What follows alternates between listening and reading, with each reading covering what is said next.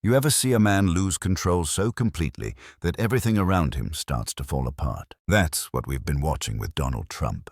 The man who once bragged that he could fix everything, who said he alone could save America, now looks like someone running from the chaos he created. Trump lost control. His plans blew up in his face, and before anyone could catch their breath, he was gone, leaving the country with the mess he made.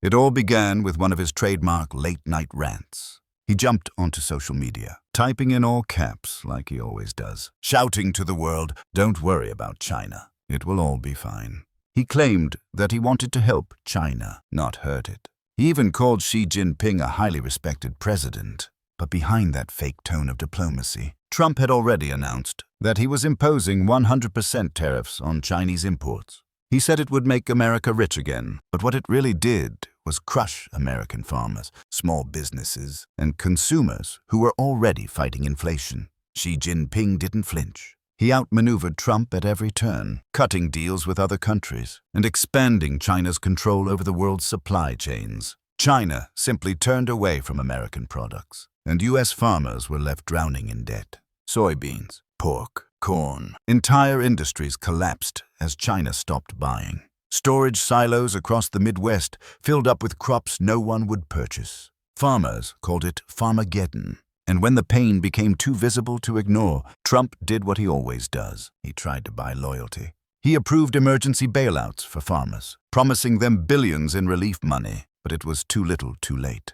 The damage was already done. Meanwhile, Trump's obsession with portraying blue states as war zones was becoming a national joke. Across the country, people started mocking him with humor and creativity. Protesters dressed in giant inflatable costumes, dinosaurs, bananas, frogs, standing outside ICE facilities with signs that read, "This is what democracy looks like." They used comedy to fight his fear tactics, even in cities like Portland, Oregon, where Trump once called the protesters terrorists. Thousands came out not with violence, but with laughter. Some even held a naked bike ride protest, a chaotic but symbolic act showing that the real war was between truth and propaganda. Trump, of course, didn't find it funny. He doubled down, promising to send the National Guard into what he called out-of-control cities. But governors and mayors stood their ground. Oregon's leaders took him to court, arguing that the federal government had no right to occupy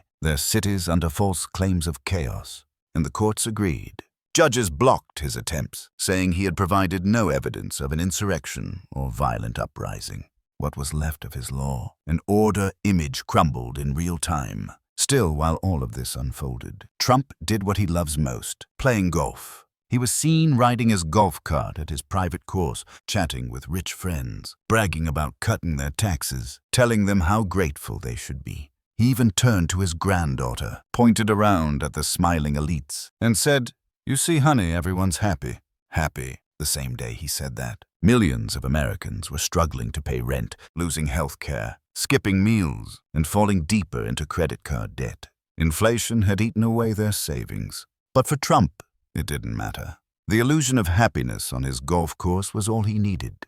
This is the kind of leader he's always been, a man who measures success by how often people applaud him, not by how many people suffer because of his decisions. He posted online that he deserved the Nobel Peace Prize because Israel's Prime Minister, Benjamin Netanyahu, reposted his old quote saying so.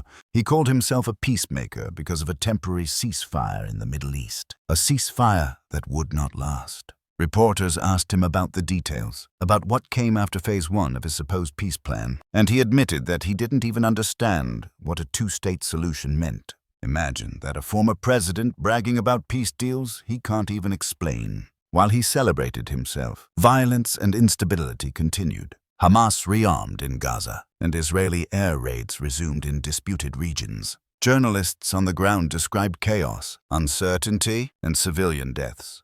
Trump didn't talk about any of that. He just wanted to hear his name in the same sentence as Peace Prize. For him, foreign policy was never about peace. It was about performance. It was always about applause. And when his policies failed abroad, he shifted his attention back to America's domestic stage. And even there, his control was collapsing. Within his own party, Republican lawmakers began to splinter. Figures like Thomas Massey and Marjorie Taylor Greene publicly criticized his administration for federal overreach, for using government money to bribe universities, for rounding up immigrants who weren't criminals. When his own MAGA icons start calling him out, you know the empire is cracking.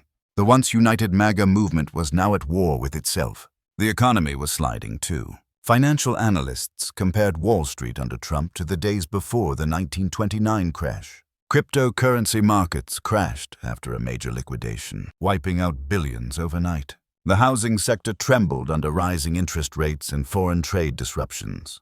The tech industry was bleeding jobs. Even Trump's allies on CNBC began sounding nervous, saying it felt like 1929 all over again. Amid all this chaos came one of the strangest rumors yet, that if Trump managed to take control of TikTok, he planned to appoint his own son, Barron Trump, as head of the U.S. division. The internet exploded with disbelief. Barron Trump barely seen or heard in public, leading one of the most powerful media platforms on the planet. It sounded like a bad parody of a dictatorship.